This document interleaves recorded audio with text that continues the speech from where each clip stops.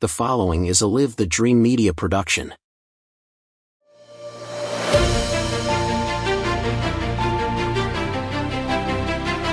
Hello and welcome to the Faith Family Schools podcast with your host Christopher DeSimone.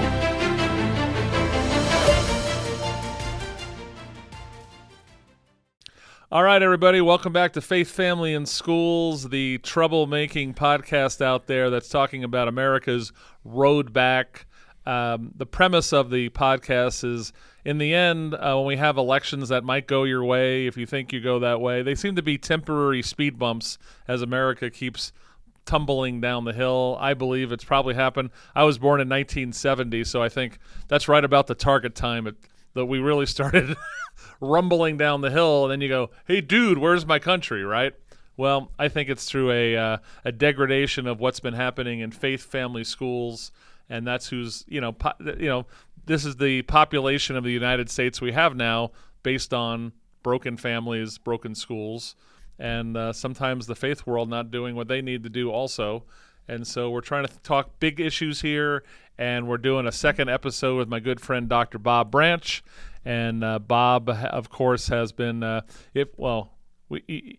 we're hoping you saw his first episode, but of course, Bob has worked in higher education. You've been the Dean of Education.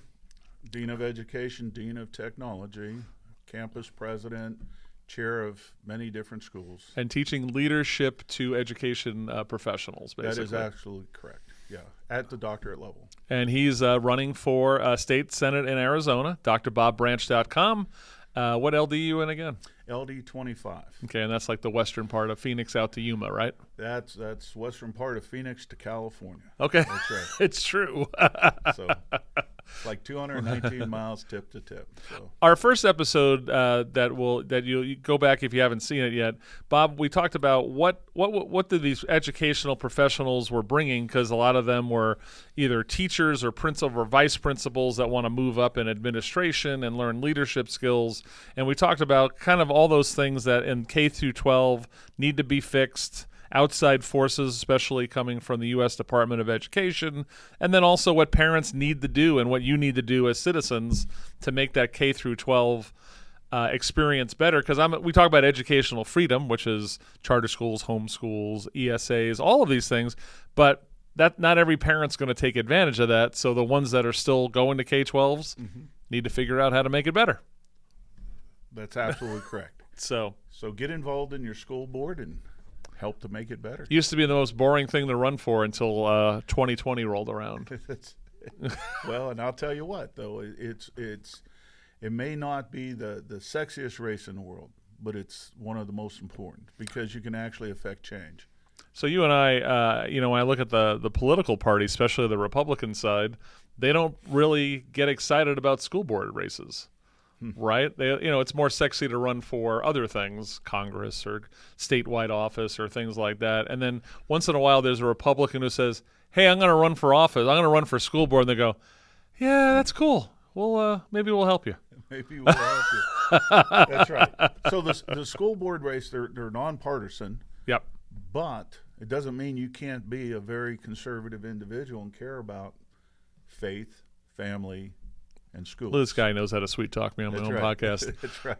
Let's talk about the college world right now, because they have their own challenges, big challenges right now. Colleges have challenges. So where is the college experience from, let's say, 20, let's go 20, I don't even go 50, 20 years ago to the college experience now? What do you see as the difference of what's going on in America's colleges from 20 years ago to right now? Well, I think the focus 20 years ago was more the sage on the stage. The professor gets up, lectures, this is how it is. I like sage on the stage. The sage on the stage, right? And to understanding that pedagogy is different than adagogy, teaching adults. We have to be able to teach to an adult, not to a child. So when they go off to college, we should not treat them as if they're children again. And we were. But a lot of people still want us to. They'll come into a college and they'll say, well, I didn't learn this. Well, you're the learner. I'm more of a mentor, and why didn't you learn it? Sure. We covered it. Well, you didn't teach it. And it's like, well, wait, that's in high school, right? That's in elementary school. The earnest is on you when you go into college. And I don't think we've necessarily made that transition. But also, 20 years ago, online education was something new. And now it is something that we're even, having our kids do in high school and elementary school. And so there's a lot of difference in education there. So I would say that, of course, the young people going to college, Adults, sorry, thank you, are less prepared for college than they've ever been before as a percentage of a student population. As a percentage, I would not. I see that as, being in education for over 20 years, less prepared than before. I have a friend of mine whose daughter teaches remedial math at the University of Arizona, which is a science research university. And those sections of remedial math each year keep getting bigger and bigger and bigger. And she's telling me basically, they could maybe do 32 times 42 kind of math. Right? And after that, it's real foggy. Oh, man. Right? And so these kids are their parents, or they're putting it on their student loans. Them and / their parents are going to spend a lot of money on stuff that they, of course, should have learned in high school. And also, I think that we have to look where the high school student is coming from, like an Arizona public school or a Virginia public school or something into our school system. Different level of preparedness. Sure. Into the school systems. Unfortunately, and you brought up the politics. Yep. So let's look at Arizona politics. So you had Jan Brewer, 2 terms, governor. Doug Ducey, 2 terms, governor. Why do we have a liberal school board?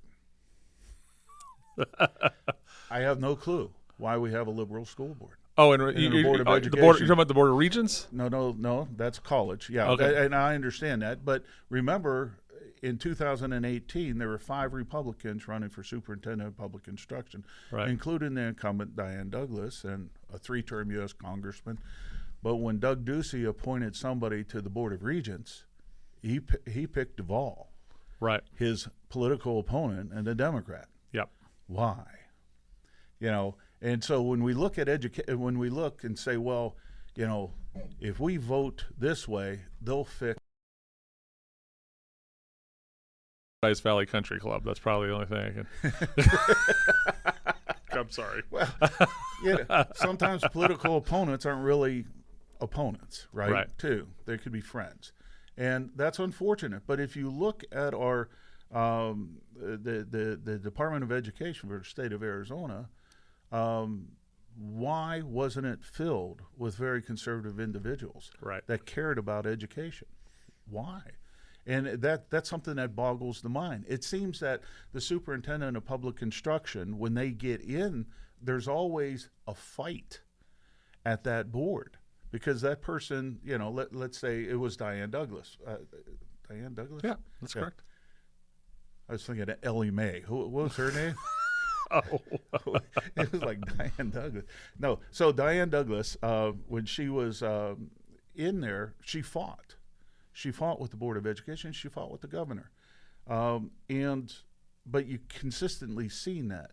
Now that Tom went into there, Tom Horn, it's not a natural fit. Still, there's still the headbutting, and we have to end that. We have to get governor in there that will appoint the people to the board of Department of Education, that board that will work in conjunction with a conservative individual like Tom Horn to fix education, right? Now, I seen Tom come out the other day. He did a commercial and say, and we have all of our schools are excellent here in Arizona. It was like, well, maybe he's running for something. I don't know. I don't know. I looked at some of the new grades in some of the schools, and I wouldn't send my dog there to that school. And we got a B+. I'm like, don't know about that. Yeah. So when we talk about the college world, and so what I see in college right now is because there's such large bureaucracies. Mm-hmm. I'm going to talk about the state university system right now, and this is across the country, and most private colleges also. They're there to make money and to create jobs, high-paying jobs for themselves. Am I being too pessimistic? I actually think it's worse than that. Oh no! Well, I'm being optimistic. That's right. Well, you drive around downtown here, or you drive up, in the Tempe area, even the downtown Phoenix area, and look at all the expansion that ASU, for instance, is doing. Yep, Arizona State. All of that is funded on the back of student loans, right? So, and it's obscene because, and I'll go to my students and I'll talk to them about this. If you were to start a university, you would do it differently. You would do it like, Clint here. He has a bakery, right? Yeah. So if you're go run a bakery and you're go sell those delicious Cinnabons, I'm giving you a plug here, buddy. Copper Creek cookies. Copper Creek cookies. So if you're going to do that, you're going to say, okay, what is, first of all, do people want it? So you go do a test market. Second, you're going to come out, what is my total available market? What is my serviceable market? And how much does it cost me to produce this? Then you're going to say whether or not you can sell that cookie or Cinnabon for what you can sell it for. Yep. Right? Well, but if, let's say, the squad says, okay, well, everybody should have Cinnabons. So everybody is going to now have $10 given to them to buy Cinnabons. Well, first of all, you go get a lot of people making those Cinnabons that can't make a good Cinnabon. You're going to have inferior product, like you have many inferior colleges out there, right? Right. A lot of for-profit institutions shouldn't be in existence. Many of them should not. There's some that should, but there's many that should not, right? So you're going to have an inferior product because it's subsidized now. Education subsidies is in the form of student loans, right? So they don't look at how much does it cost to educate a freshman. They look at it, what kind of money can we get to get from the freshman? Yep. Well, if we sat home with student loans, because everybody gets them, then we could build these monoliths downtown and these giant centers. I call them educational resorts. Educational resorts. We can build those. It's not going back to the professor. So if a lot of people look at me and say, well, you're the professor, you're getting them. No, I wish I was getting the money. I don't think I had a raise in almost a decade, right? And that's a seriousness. So the reality is these schools get the money and they keep building and building and building. And like you said, it's a for-profit. Even though they're not supposed to be for-profit, many of them, they are for-profit. So what they've learned is a lot of these administrators are making exorbitant salaries, right? But at the same time, if you keep building buildings, right, and the crap hits the fan, that now all of a sudden revenue goes, or the state like says maybe we need to cut back a little bit, like all these buildings. That's got all the buildings. Right, it's easier to cut humans than it is buildings. Right? I mean, and it's unfortunate.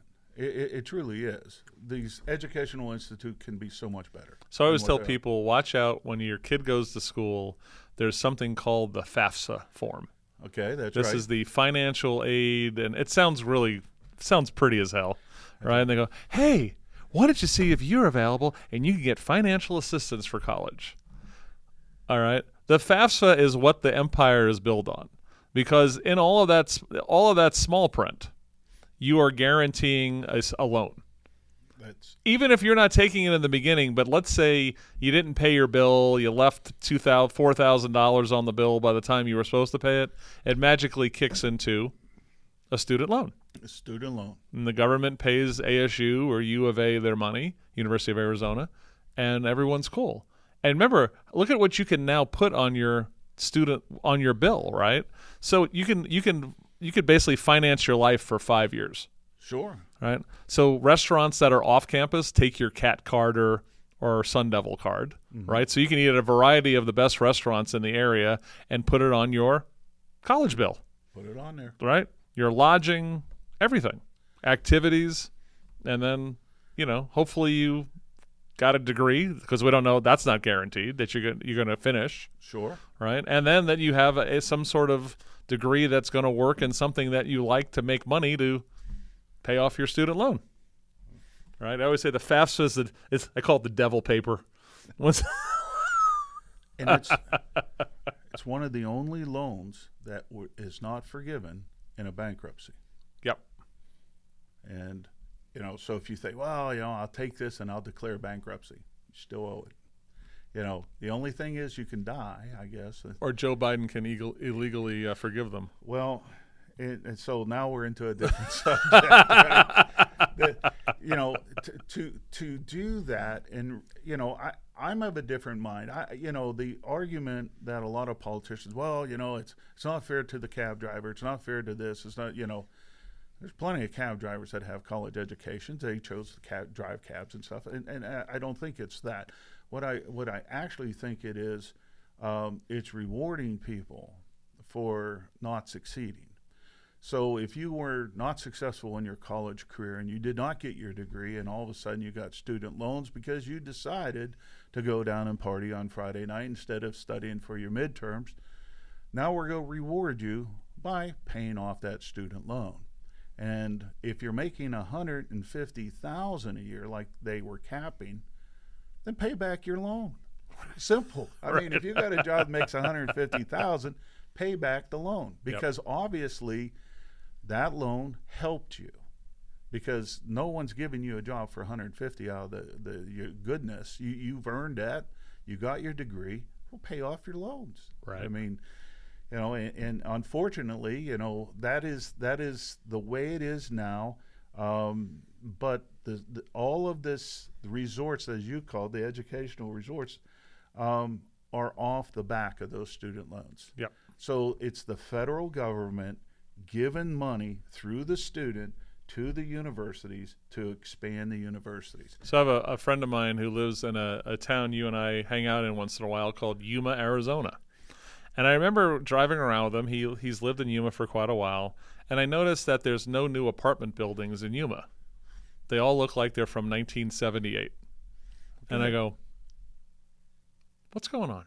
Right? You got the Marine bases there. There's things kind of happening in Yuma. And he goes, what happened is that the reimbursement rate for the Marines and the military in the area hasn't changed much. So what happens is there's no incentive for anyone to build anything new or improve. Yeah. Because it's always the same $800 for a two-bedroom whatever, right? But right. He said to me, maybe that's the answer for student loans, right? Is that we're only guaranteeing up to, let's say, $6,000 a year. Mm-hmm. Then all of a sudden, either the ones will go out of business, or magically tuition will go down to $6,000.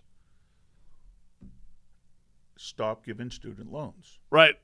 So, but the slippery slope might be to at least limit how much you can have guaranteed. Sure, but unlike the Marines that you're talking about, it keeps going up every year. It's true. So, and they base it on, well, how much does education cost? Well, education costs, okay, then we need to increase it. And it's just like, well, that's circular then. You have just created something circular where you're the cause of the education going up. The education goes up, so you have to keep going up, and it's just circular. And the undergrad experience, in relation to the quality of it, I think is getting dumber and dumber. Okay, because what it hits to me, because I've had a bunch of young people either that I'm related to or I coached in soccer go through various universities, and they're not really getting challenged. It really feels like remember they used to pay money to go to like New York Yankee baseball fantasy camp in Florida during spring training. Sure. I feel like they're doing this elaborate college fantasy camp.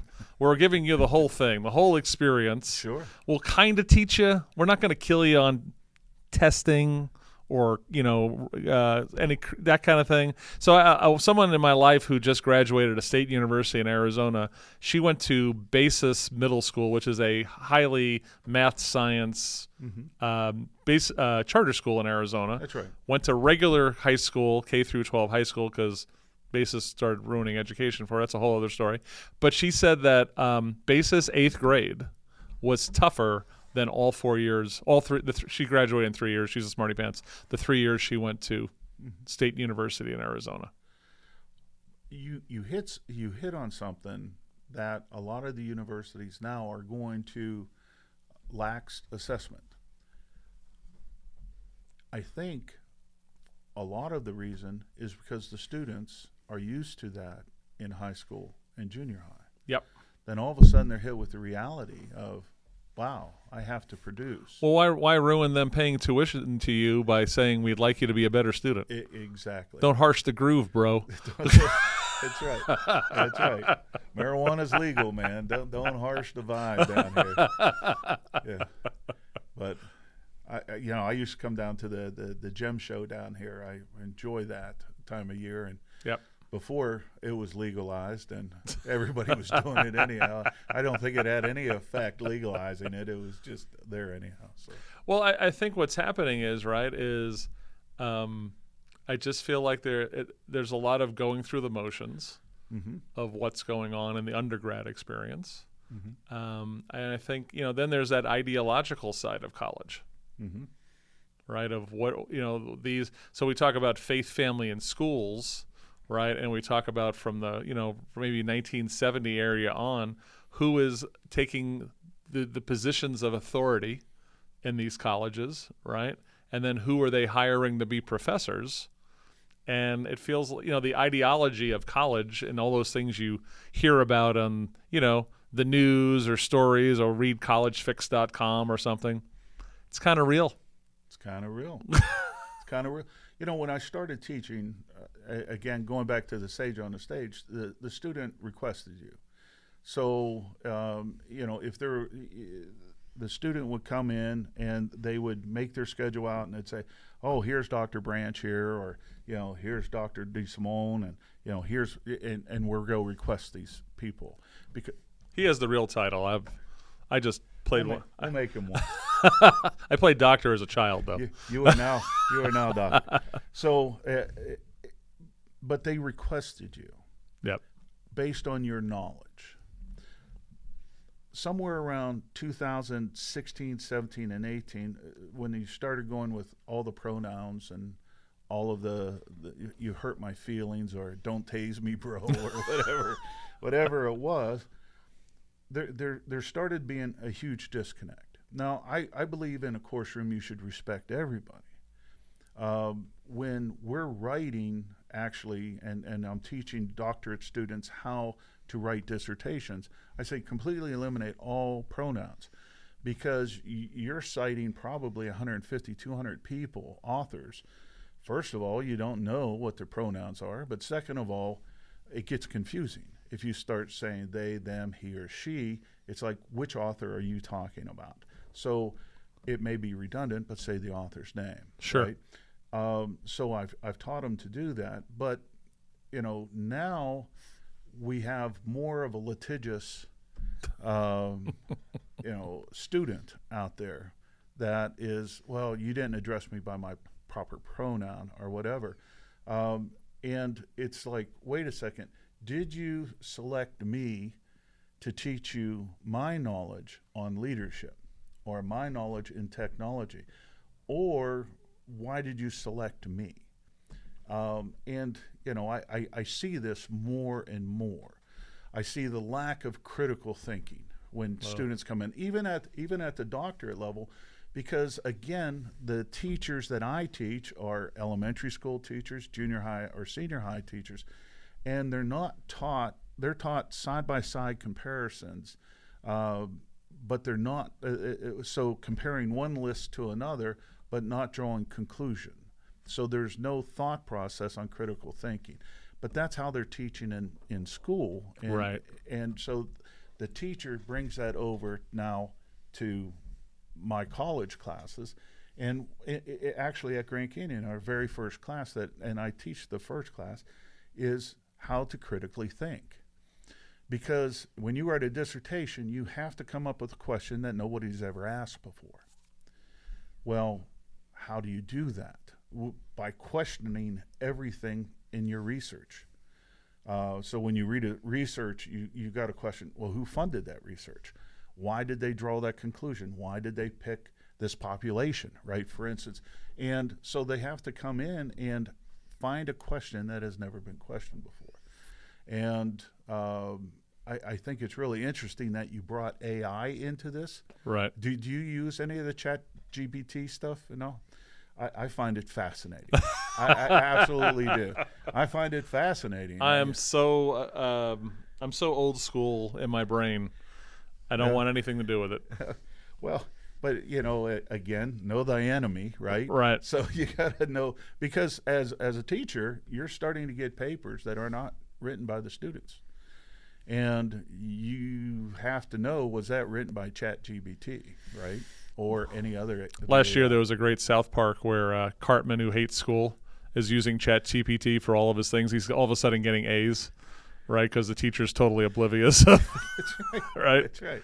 So my thing with ChatGPT, so people in the professional world tell me, well, it saves them a lot of time, right? Because they say, here's the key things I want.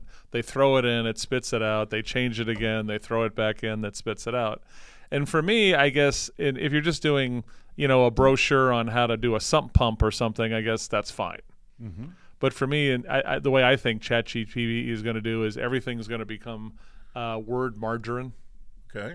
Right? I feel like the actual presented creativity of humanity is going to be turned into margarine, is what I think is going to happen. And I already got enough margarine in all the other parts of the world right now. Yeah. Right. We're going to be all those people wheeling around in Wall-E, watching TV, and just we don't even move by ourselves anymore. So I think, to me, they're going to have to bring me kicking and screaming to the ChatGPT altar. Or what dojo is what Musk is developing, right? I think so. Yeah, his dojo. That's going to be. So my last thing on college before we get going is, well, you were at a Christian university, so hopefully it's a little better in relation to kind of that indoctrination of kids. But you see it at the state universities all the time. And a future guest on this show is my buddy. He's Father Matt Lowry. He's the priest at NAU's Newman Center up in northern Arizona. And so he's been a priest for like 16 years, but he's been at that Newman Center for 14 because he knows that's where the battle is, right? These kids who are moving away from their parents, right? Sure. And they're kind of put to the wolves by themselves at this point. There you go. And, he'll tell you that there's so many that are unprepared for the onslaught of what college throws at you. Not just peer pressure from your dorm buddies or friends, but what the university teachers and administration's throwing at you. So that's the other part of college is your people like, I have a student loan on my kid for $100,000 and I don't even recognize my kid anymore. That's right. You turned your conservative kid into a liberal. Right, or whatever they turned into. It could be, right? So I guess the question is, that's another thing, because it's always about ignorance. Sure. Right, that the parents don't really know. Or your faith-based kid into someone without faith. Correct. So, I mean, and so I guess the question is, this is something that parents need to be working on when the kid was 5 or 10, and I guess warn them before they get there. I don't know if they even do that. Our hurdle in my family, just with my son, was I brought him up faith-based.